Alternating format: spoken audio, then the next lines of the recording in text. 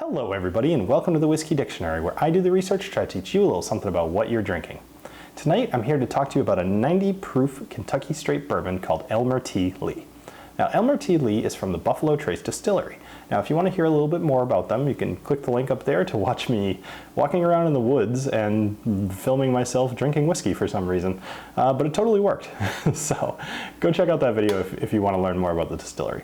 But let's talk about this whiskey. Now, Elmer T. Lee was a real person. You know, sometimes you'll get that in bottles. It's not really named after a real person, but he was a World War II veteran. And in fact, he was a radar bombardier. And once he got out of the military, he went to look for work like many other men. And he ended up at the George T. Stagg Distillery because, you know, he kind of had like an engineering background. He was a smart guy, figured he could work at a distillery. Now, Colonel Albert B. Blanton, he ended up turning him away. Basically said, hey, you know, we're not hiring anybody. But Elmer ended up talking to one of his friends who worked at the distillery, and the guy said, hey, you know what, just show up next week and just go to work and act like you belong here and they'll hire you on. So that's exactly what he did, which is hilarious because he ended up going from a maintenance technician to a plant technician to a supervisor and all the way up to master distiller. So it was probably a good thing that he decided to just kind of find his way in there. But Elmer spent years kind of helping to make George T. Stagg kind of what it was. And, you know, he ended up retiring in 1984 by the time it became Buffalo Trace Distillery, and he ended up making a whiskey that you may have heard of to honor the man who told him he couldn't have a job. And we now know that as Blanton's. So that's where that came from. But in 1985, after he had retired, he ended up getting a bottle in his honor. Now the funny thing is, I would consider the Blantons to be a lot more famous than the Elmer T. Lee at this point, but it's kind of funny when you think that the insult almost became the, you know, the more famous version of it. But anyway, let's go into the nosing and the tasting. And while I am pouring this, I do want to say that this, along with a Willet pot still, are the first bottles that I ever received from a fan. And I received them quite a while ago, so I'm a little bit mad at myself for going so long without reviewing this. And this bottle and the Willet pot still both sat corked and sealed in my bar for probably, I think I got this in like February of early this year, so 2018. And you know, it sat in my bar for probably like 2 or 3 months, maybe even 4, before I finally opened them on a live stream. And then I was just like, oh my God, this is amazing. So anyway, big army guy, this one goes out to you. So I'm going to, let's go into the nosing.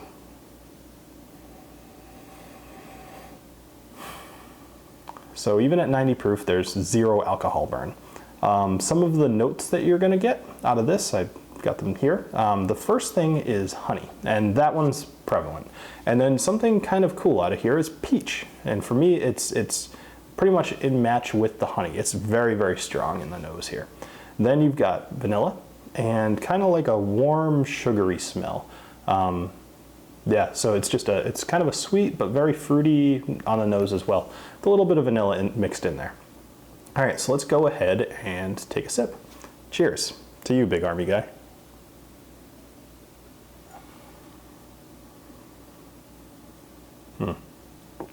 So I will say that is my first sip of the night.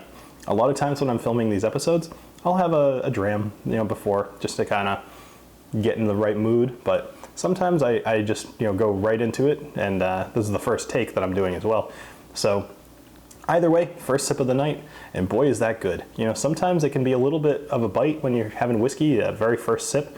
On a total side note here, if you're ever finding yourself tasting whiskey, have something else first. Not necessarily like a different alcohol, but like have something that you're not necessarily trying to decipher. So if you want to have Elmer T. Lee, maybe go have a Buffalo Trace first, or Eagle Rare, or something else. It doesn't have to be from Buffalo Trace, but either way, that's just a little tip. So let's talk about the taste in here. So that peach comes across very heavily for me, followed immediately by the dryness and the oaky tannins that you'll get. But actually, one of the things, to go back to the peach, I'm kind of changing my mind here. So originally I said this was kind of like a, you know, like biting into a juicy peach, but I actually think this is more like a peach tea.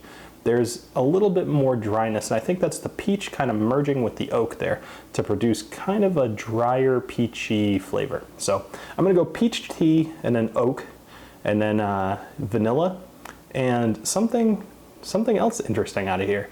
I'm gonna go mint. I think there's a little tiny bit of mint on the very tail end of this. You're gonna taste it kind of on the back of your tongue and just maybe to the very top of your throat. Very interesting, so I like that. All right, so I'm sure that you can probably tell that I like this whiskey, and there's not a ton of it missing, but I did drink this on a couple of live streams actually. But the one thing I will say is this whiskey is $35, and that's insane. This should be way more. This should be like a $50 bottle of whiskey in my mind, and I would be happy to buy it at that. So because of those reasons, I'm going to award this whiskey with my coveted Stock It rating. I've only given out a couple of them so far on this channel, but I see no reason at $35 why you should not have this bottle in your bar at all times. I think this goes perfectly neat. It goes great with ice sitting out on the deck, as I can attest to, and I'll put a link up there too. The live stream I did, that's exactly what I drank. I just sat out, it was like 85 degrees. I was on a live stream, I was sweating, and it was like delicious with ice. So it tastes good neat, ice, water, anything you want. You could make cocktails out of it if you wanted to, but frankly, I don't think I would do much else other than the occasional rock. But anyway, that does it for this episode of the Whiskey Dictionary. I definitely think you should buy this whiskey. Go out and buy it today, really, unless you're watching this at like midnight. But anyway, thank you very much for joining me. For those of you that always kind of pop off at this time when I'm kind of giving the sign off, if you haven't noticed, and I'm not even sure that I'm going to have any this time, because like I said, this is kind of the main take that I'm doing here. A lot of times I'll have bloopers after the episodes, or just like general news about the channel at the very end of the episode. So if it's something that you care about, you should make sure you hang around.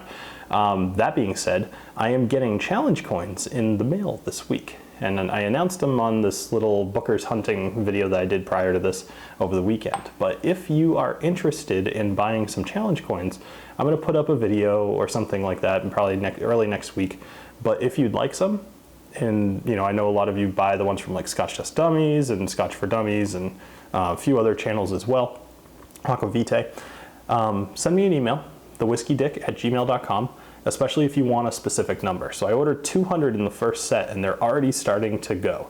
So if there's a specific number that you want, by all means send me an email and we'll work everything out.